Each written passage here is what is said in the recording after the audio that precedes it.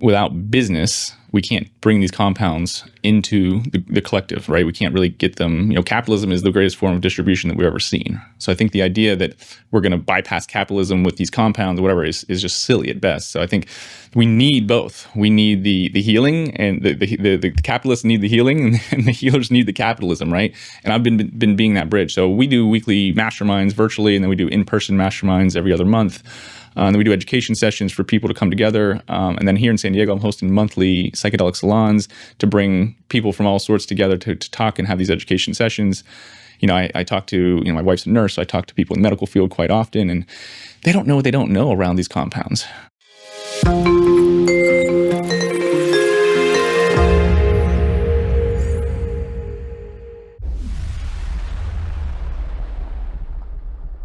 All right. Well, welcome back to the Rock Your Gift podcast, where we operate at the intersection of business, art, and transformation. And today I have a powerful guest I'm super excited for you to meet. His name is Matt Ritchey. I'm going to share a little bit about him. He is the author of Elevated Executive and founder of Inner Circle, a dedicated plant medicine community that's for leaders and innovators. His team building skills have been utilized by brands like Facebook and Airbnb. His leadership framework has produced over $100 million in profit for brands that he has helped grow. So welcome to the podcast, Matt. So grateful to have you here, my friend. Great to be here, Sean. Thank you for having me. I love the setup here, and the idea of rocking your gift is something that we need more of. We need more people aligned with their true nature. So thank you. Awesome. You're welcome. We've known each other for a while now, and you've told me your story, but I think it'd be really helpful for the people listening to understand kind of what got you into plant medicine. And you're doing it differently. It's not just plant medicine. You created a business that's a mastermind for other people who are in the plant medicine industry. And I know there's other ways for you to communicate that, but you've merged really the coaching industry with plant medicine and masterminds, and you're doing something innovative. I'd love us the listeners to understand what got you on this path and what brought you here.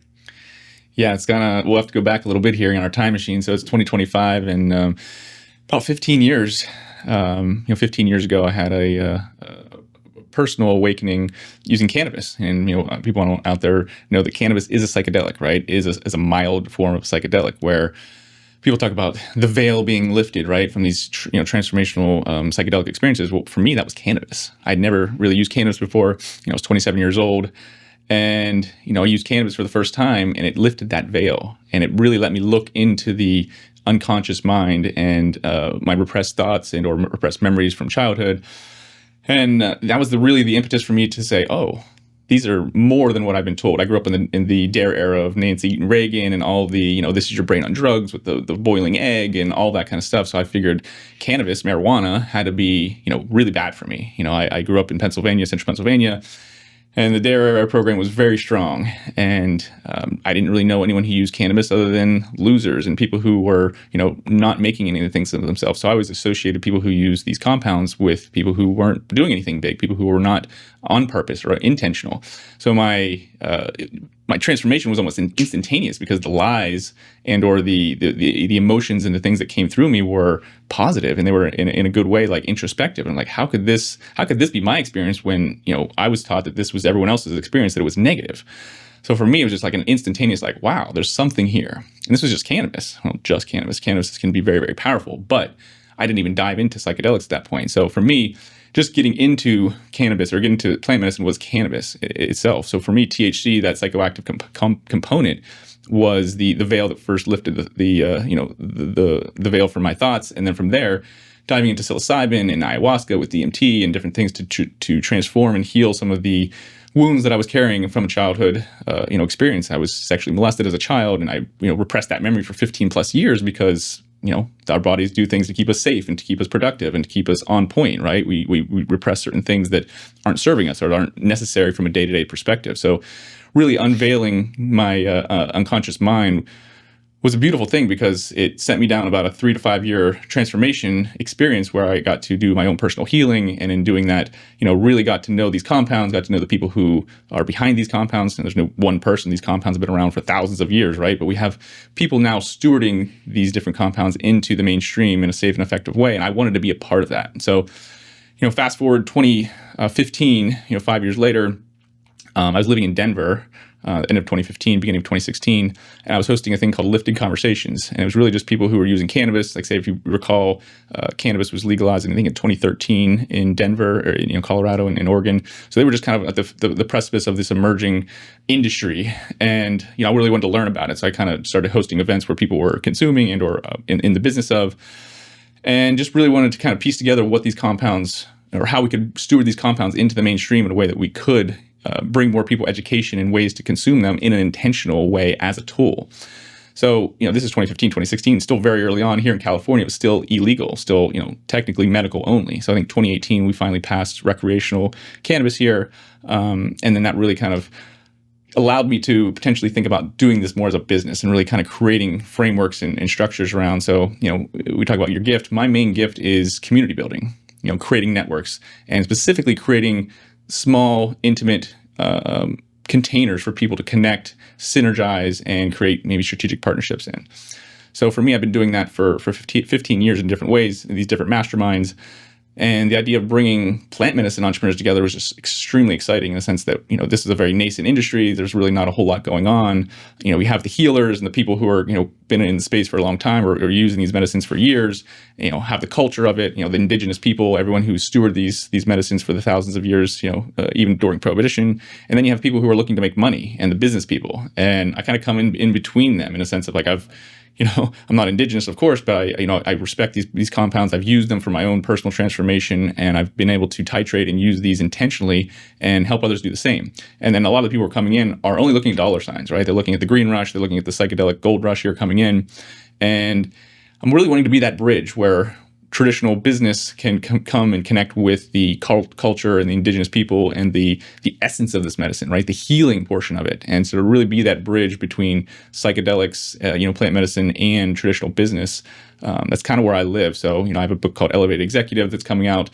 And it's really my story around how I became what I call an elevated executive, which is someone who is, intentional on purpose, is building things, is a creator in this world, but is doing it from their own healing and or potentially using these plant medicines as a tool for their greater consciousness expansion and or creativity expansion.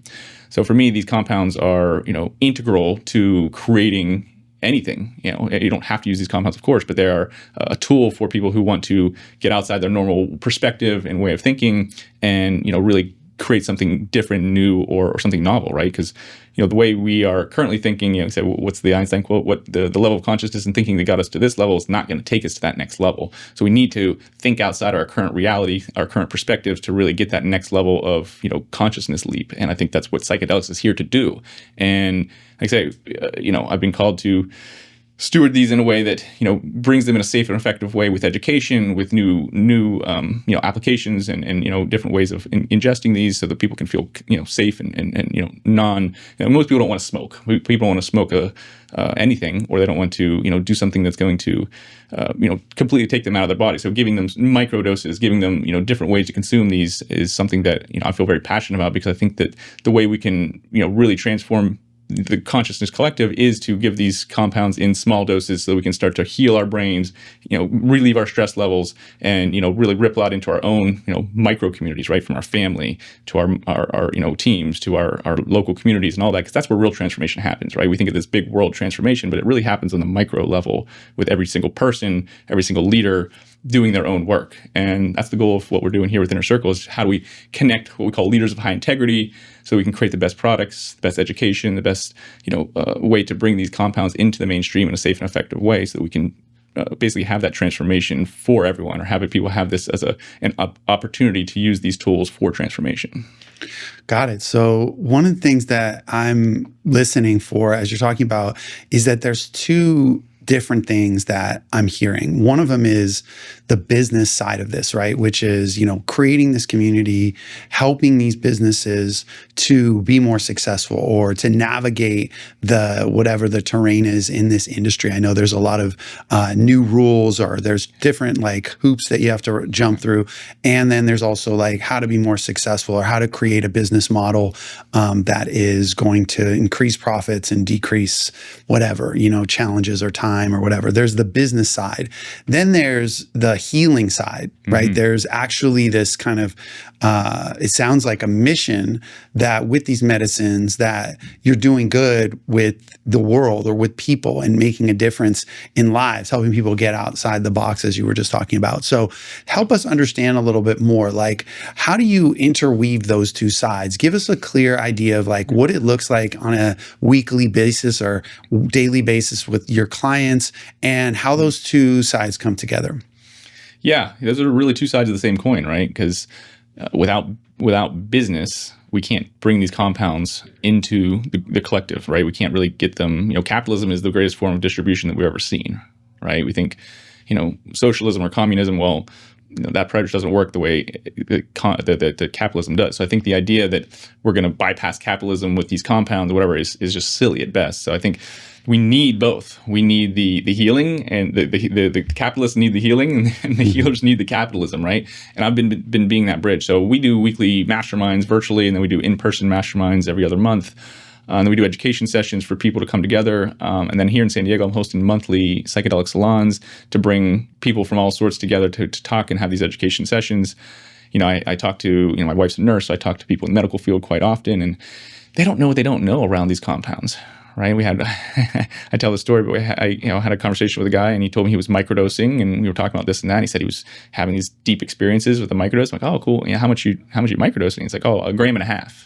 And I'm like, 1.5 grams? I'm like, that's not a microdose. I was like, 250 milligrams is the sub, or starts to feel, sub-perceptually. So point being, just we need education among our most educated people to take on these new compounds in a way that we can, ease the collective burden or the consciousness around the fear. And we have a top down. So we have, someone who's a 40 plus year surgeon, and he's got a brand called Psychedelic MD, right? And he's doing his version to connect with doctors and surgeons and people who are at the highest level, both for their own personal transformation, because they work the hardest and they need it most, and to actually educate, and so this can seep down in. So what we're doing is we're attempting to find what we call leaders of high integrity and empower them and give them, some of these people, this is their first business, right? We get these people who are really great at X, Y, or Z, creating a compound or creating whatever, but they're not a business person. So we're really helping people take their idea or take whatever and like create a foundational business practice, right? SOPs and processes and redundancies in your supply chain or whatever, right? Certain things that we think are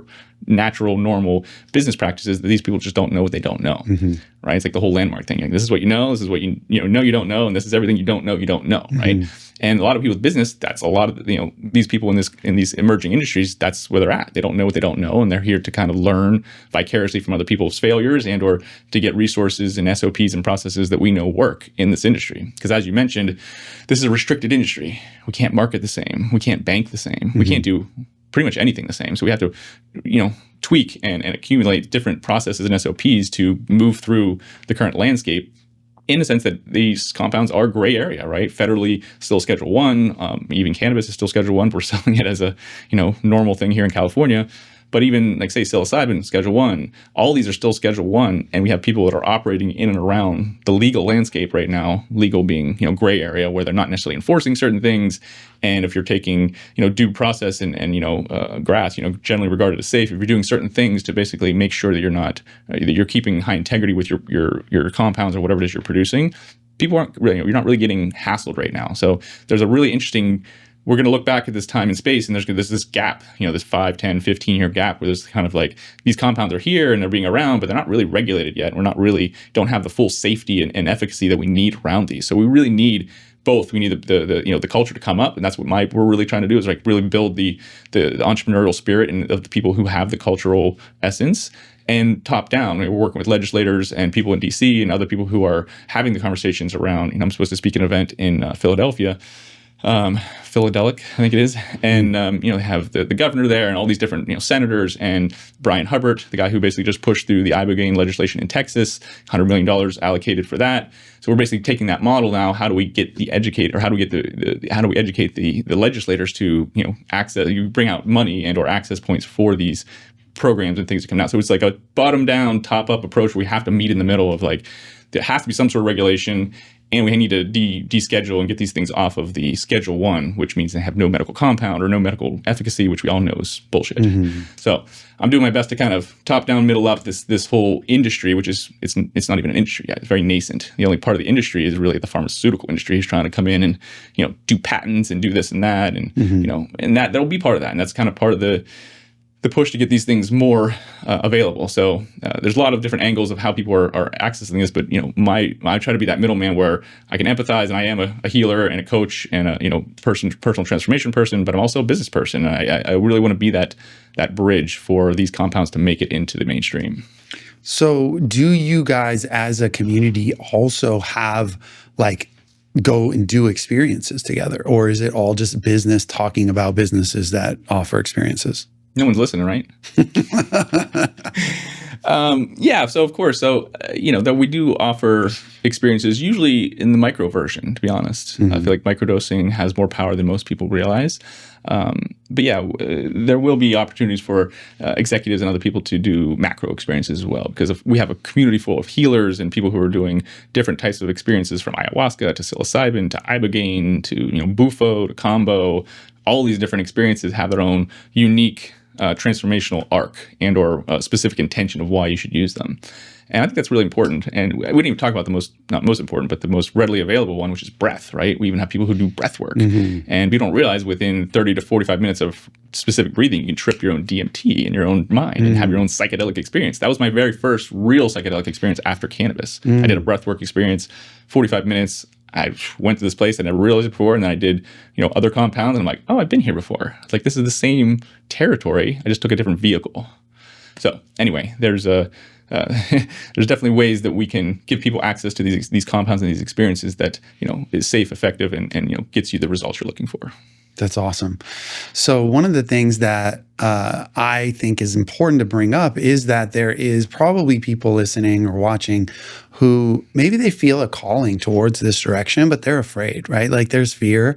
There's a natural feeling that this is something that I need to do kind of black hat. And, I don't know if I want to take that risk with my family, or there's kind of like this fear. And yet there's obviously a lot of changes, like you mentioned, this gray area, also things that have become legalized, and a lot of businesses, as you are kind of at the center of, that are doing this, right? Whether we're talking about cannabis or we're talking about, psilocybin, there's a lot of companies that are bringing that into like products. And so it's clearly not like the old days where it was just like, we got to find some guy in a corner somewhere. But yet thankfully, I think there's, a lot of fear, I assume, in people. And I'd love for you to speak to that. Like, how do you, if you're talking to somebody who's like called to move in this direction, but they're kind of held back, like what do you advise them? How do you tell them to think about it? Great question. And, if you're an entrepreneur and these compounds have affected you, and you're thinking about, stepping into this space, it's really, that's such a personal question, because I truly don't encourage anyone who's not called to come into the space, because it's not easy right now, and it's not super profitable.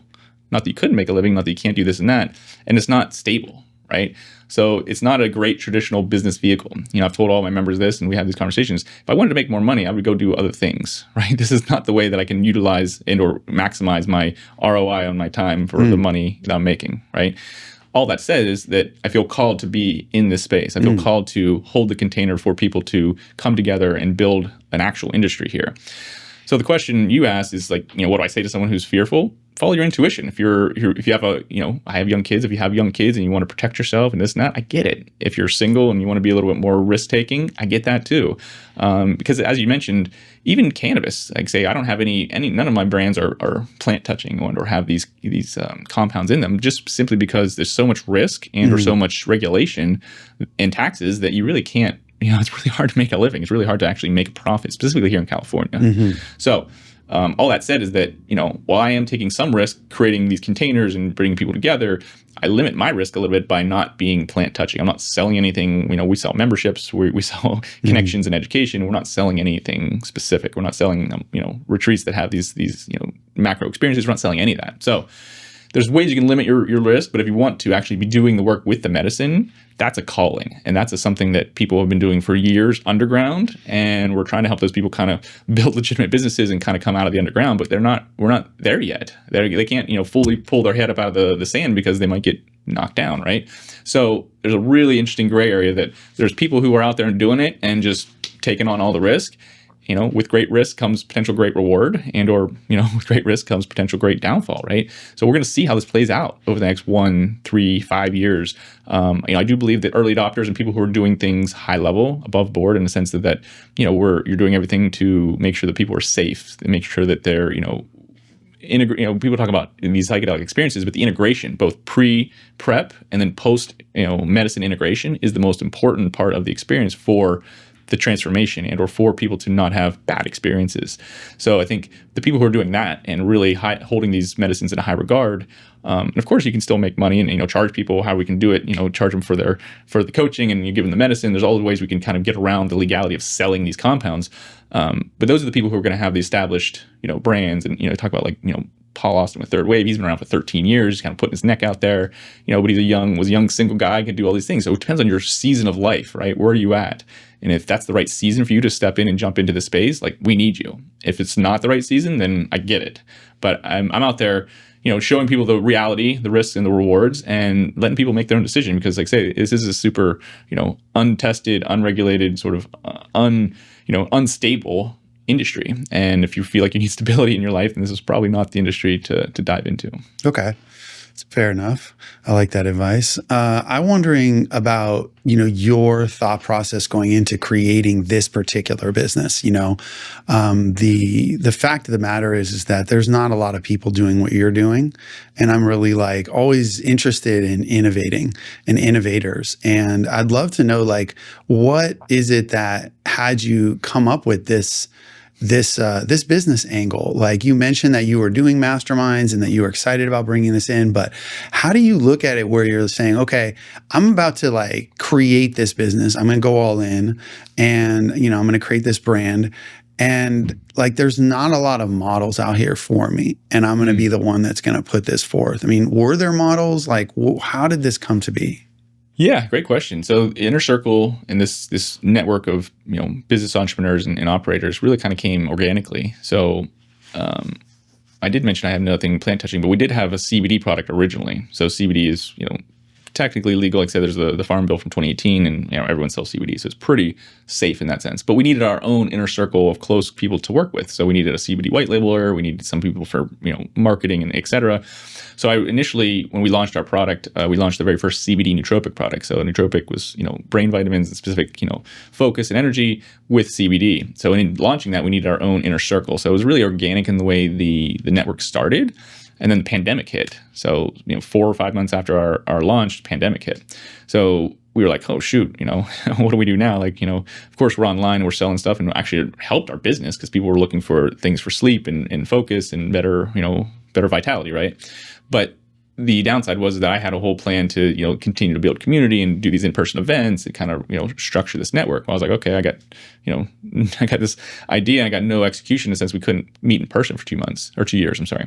So long story short is that I kind of built this reluctantly. We needed our own inner circle of people to work with. I kind of vetted our own community, and over the first year or two, all virtual. We just hosted some virtual stuff to get, keep people, if you remember the pandemic times, people were pretty siloed. People were pretty, scared and fearful. So we were kind of just bringing people together to help support them, to help give them whatever kind of, support we could do as far as business or just leadership and, mindset support. But that's been what I've been at for 15 years. So working in those kind of spaces, I've had these kind of masterminds before. So really, it's not any different than things I built before. It's just the industry. And like I said before, if I wanted to make more money, I would have done this in a different industry, because this industry is not flush with cash. I'm charging about probably half of what I was charging a decade ago for this similar model outside of this industry, right? So it didn't come in for the money. It wasn't about the money. It wasn't about anything other than really bringing the right people together and really connecting to that vision that I mentioned earlier. when I left my previous job that, like I said, we was working with like Facebook and Airbnb, I really realized I didn't want to work with these large corporations. I thought I could make an impact with Zuckerberg and we have a top-down thing. It just doesn't really work that way on the big level. So all that to say is that I was, when I left that, I was kind of like, what do I do next? And my daughter was being born. I took about 3 months off work. I was very blessed I could take some time off work. My daily meditations kept coming to me that this emerging plant medicine space, CBD, cannabis, and psychedelics needed the leadership guidance and the integrity that I'd been building within my other brands and my other network. So I just started hosting events, people I knew, and I already knew people in the space, and they knew other people. So it was really organic in the way it got started. And I didn't really know what it was going to do until after the pandemic. We hosted our first in-person event, and people were just like magnetized. People were just like, "Oh my God, we want to be in person." And then I realized, like, say, my gift previously, we were doing, team building and executive coaching and transformation within these bigger teams at Airbnb and Facebook. But what we're really doing was creating these containers for people to step into and have transformational experiences. And so what we started to do with Inner Circle is sort of that. Like, we would do these Inner Circle masterminds. One of our members has a home in Bel Air, so we do experiences there, and they're vetted, and it's 20 people or less. So it's just this experience I can create where you're not going to a networking event with 100 people and trying to pitch your thing and do that. You're actually connecting with people, having real conversations. And of course, we're talking business because everyone's an entrepreneur. So it's like it always comes back to business, right? So the whole point is like really doing what I've done always, and just really now focusing on the entrepreneurs in this space, specifically plant medicine, and really trying to, because they needed the most help in a sense that they didn't have the community. There was really no structure. There's really no networks. I mean, there was some, like NCIA and other different national, networks that kind of like help businesses, but they're really, this is a very nascent space. There's nothing really on a local level that really brings people together. And, cannabis, as much as I like to think it's a transformational experience, whatever, most people don't use cannabis that way. Or that's not the way the industry really started, right? It's more of a cultural thing, more of a whatever. So to really bring people into a intentional, more conscious space around cannabis, it's definitely been a bit of a pull in that sense, because a lot of people that I originally connected to had no idea what a mastermind was, really didn't have any business idea. They just were out there selling cannabis or just wanted to bring cannabis to the space. So it's really been an education on the business side to let them know why a mastermind is important and why they should be part of our network. Because they don't know what they don't know around business, right? So we're really trying to bring the business acumen up a couple notches on the plant medicine side, and like say even the other way, bring the consciousness and the transformation into the business side, because the people who are kind of coming in there, I think there's a disconnect there, and I think the more we can speak each other's languages, the better we can do business together, and of course, create win-win scenarios. Nice. How do you market this? I know you talked about speaking and you do events and stuff, but how do you find new people? That's a great question. So we're pretty small. Like, we just have our 100th member just joined. So, we're not huge, and I, vet everyone on the front end. So our members come from other members. Usually it's a member referring someone else, or like say I'm going to an event and speaking somewhere, or I'm hosting an event or an after party around an event. Like we were in Psychedelic Science in Denver there. We hosted a psych tank, which is like a business fast pitch accelerator. So people are just kind of point being, I'm always out there doing something, either something business related or something, like I hosted a yacht mastermind a couple weeks ago in Marina Del Rey, right? So this is the idea of like good people coming together in a fun environment. That was one of the things we hacked, when we were working with Facebook and Airbnb, is like fun and joy is the ultimate unlock to creativity and to connection. Nice. So we can have people enjoy themselves, unlock that pleasure and that connection. It just takes things to another level on a business and just a personal level for people that they can then do business together. So just creating these spaces for people to come together, connect, have these transformational experiences, and then potentially do business together. That's essentially how I get new members, like, creating these containers for people to step into, them having an amazing experience they may have never had before, or just like, what was that? Like, who are these people? And they want to know more. They want to be part of it, right? So it's kind of like this, continual drip of, and we don't need, I'm not looking to have 500 members. So we don't need 1,000, leads a month. I'm only having, 4 to 5 conversations a week at this point with potential new members.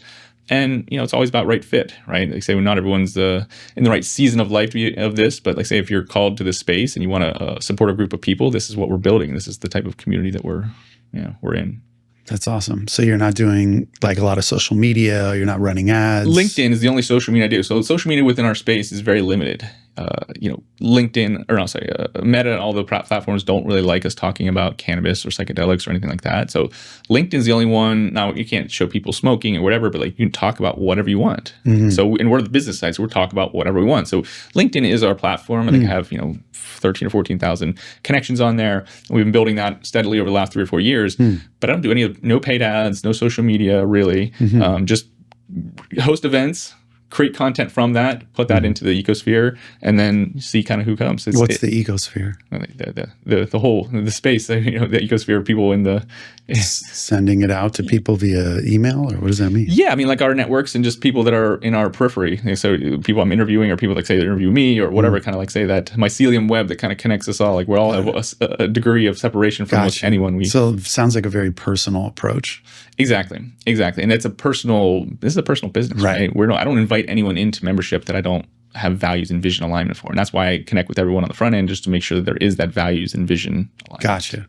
That's great. Yeah. One of the things I wanted to ask you about is, in my experience, I put cannabis on one side and then I look at like psychedelics on another. Like I don't really see them in the same camp in my experience, because I've definitely used cannabis a lot in my life. I've gotten to a point where I actually feel like there's this serious like hangover effect for me. Like it definitely makes me less sharp if I, have used it a day before, 2 days. It's not like, I'm not talking about the day of, I'm talking about if I use it a week ago or 4 days ago, I'm still feeling the effects of it, in that week. And so that is stuff that I don't want to do. Like as somebody who's really committed to being, there for my clients and being sharp, it doesn't feel like it's a positive. It has a positive effect in the moment, kind of like when you're on it, and it can bring out creativity. But the after effect has become like a bigger problem than the positives from it. And so whereas when I look at the psychedelics, like I don't generally feel like it affects my week. I mean, I don't do it that much. I've had a few experiences, but like I feel like I get this huge amount of ROI from those experiences that end up, causing ripples in a positive direction for my life without feeling like, I'm not my best that week. So how do you think about those two, and like what's your perspective on that? I love that. And every compound for every body is different, cannabis or otherwise. I've really realized that. I think cannabis everyone really literally cannabis affects you differently. I have a friend who takes cannabis, he falls asleep. 5 to 10 minutes, he's out. He can't keep his eyes open. Maybe he just needs sleep. Maybe it's just a part of his endocannabinoid system. I don't know.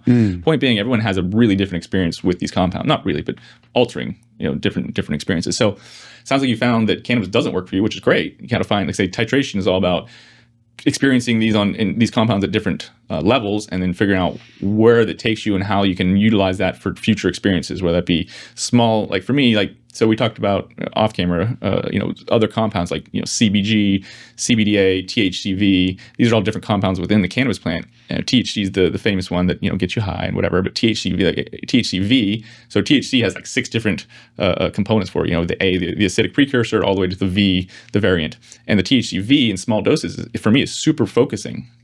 And, CBG, CBD, like that's for the system, like your gut and stuff like that. So the whole point being, we use these compounds we don't use these compounds in a very intentional way when you smoke the whole plant or when you take in the whole plant, right? And I'm not a fan of isolation, but there's certain compounds that when you put together have certain synergistic effects. So all of that to say is that, this idea that, I use cannabis and whatever, maybe that is true for you. And maybe you haven't used it in a certain way that you could be more focused. I'm not saying you should or shouldn't, but there's ways that we can titrate that I personally titrated where, cannabis can work for me when I use it ongoingly. What's titrate mean? Titration is a science term, basically, that it's about it's like the minimum amount of something to get the effective dose that you want. Gotcha. So when I say titrate, like how much do I need to actually have the exact effect I want, as opposed to like over consuming and then having this and then finally getting back to me where I want to be, but like it's not the exact titration experience you want. So ideally, you're using the least amount of that you need of a compound to have the desired effect. That's just kind of science, right? That's kind of like the medical term of it for titration. So the idea of titrating your experience with these compounds is crucial because, like I say, every body's different. Everyone's going to react differently. For me, I agree. I think psilocybin and these other compounds, I had a microdose this morning, 200 milligrams of psilocybin in one of our members' gummies. And it's a beautiful heart opener. I could tell when we sat down, my heart was just a little bit cracked more open. But overall, just feel really, really good, right? My brain's wired. I feel connected. I feel, present. Unlike when if we were to go out here and smoke a bong, I would be pretty pretty out there, right? So really titrating and figuring out what works for you is the whole point. Not the whole point, but part of being an elevated executive, right? Because a lot of people are coming in using these compounds, and we're talking about like the even illegal ones, right? What about caffeine? What about nicotine? Yeah. What about all these other compounds? Yeah. Alcohol, sugar. Sugar is the worst. Sugar is the most addictive compound we have. So the whole point is we can titrate everything, right? In that sense. And all that to come back is that you need to find the drugs that work for you. And for me, sugar doesn't work. Caffeine doesn't really work. Small doses of nicotine actually does work. And if you're familiar with that, but that's like a very good nootropic in very small doses. Not in a cigarette with all the other shit in it, but nicotine. Anyway, there's different compounds for different tools for different people. So you got to figure out what works for you. And there's people out there who are doing it. Happy to say this is some of the coaching I do because people come in like, man, I have a relationship with cannabis, but it's just not working, or this and that. And so we do everything. We dive into the relationship with the compound, and we dive into the titration of how you're using it.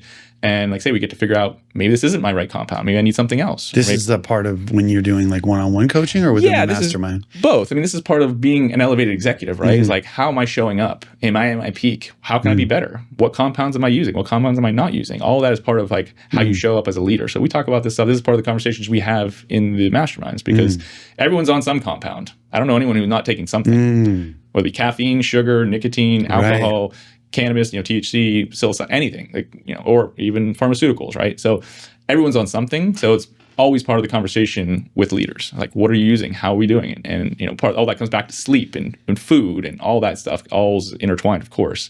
But compounds is a major player for that. All right, I have a question for you. And I always like to find a way to, either one of us, myself or the interviewee, get a little vulnerable or kind of open up to something that might be more private. But so I feel that sometimes I have this this identity that says that I don't want my clients to know that I smoke or that I, that I have, or that, I have that experience. So like, it's almost like I carry this, I want to never let that side come out of me. The one time I saw this guy share on Facebook that somebody that I respected, somebody that I'd seen through the years as an entrepreneur, share that, he had been using marijuana for a long time, and it was something that was really impacting him on a level that he wanted to kind of out himself on. And that was really brave. Like, I thought, that's amazing. For me, sometimes I think those are the kind of things that I don't want to share on social media. Those are not things that I want the general public to know. But I think it's part of it is just this idea that like, I'm alone in this. Like, I'm the only one who's doing this, and I would love to know your perspective on that, having talked to people like, because I'm a coach, I work with clients, like I take it very seriously. I want to bring my best to every call and interaction. So to me, I want to have like a clean, my mind is really on track. And I do find that I'm very focused when I had myself like sober, for months or weeks on end. And I'm just like, I'm laser, and I like that part of me, but I also feel like there is a part of me that enjoys to take that off and go places, but it's like, it's a secret. It's a secret. How do you, what would you say to me if I was your coaching client? How would you, would you advise There's me? a concept, and I didn't start this, I think it was Jamie Wheel and the Flow Genome Project, but they talk about hedonic calendaring. And you can use that with any substance, of course, but they talk about the idea of putting it into a calendar as far as like your macro, your mini, and you're even down to your daily, whatever you're using, right? All that, just is what you said. Like, if most successful people at least have 6 months planned in their calendar, right? So, I'm going to be doing an event 6 months from now, right? So you're at least reverse engineering there. The whole point is like, I can say, hey, here's a 1 week where I'm pretty light. Maybe I'm going to do a macro experience that weekend before and then have a lighter week that week, or whatever, right? I can microdose into that, whatever. Point being, you're scheduling it in. That sounds very like contradictory to most people who are like, get a call on a Friday, like, let's go, get drunk on the weekend, whatever, right? That's just a very different, you're not intentionally doing that. You're not hedonic calendaring that.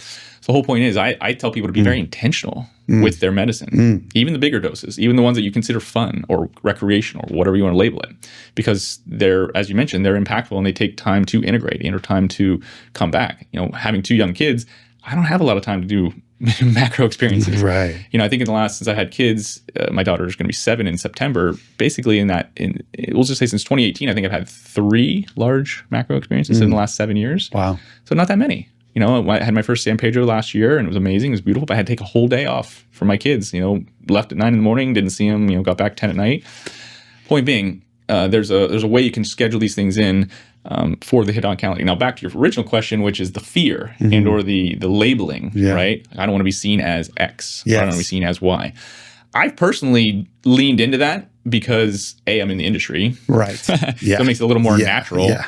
But B, it's part of who I am. It's literally in the fabric of who I am and who I become. I would not be the person sitting right here had I not had that transformational cannabis experience, let alone all the other ones after that.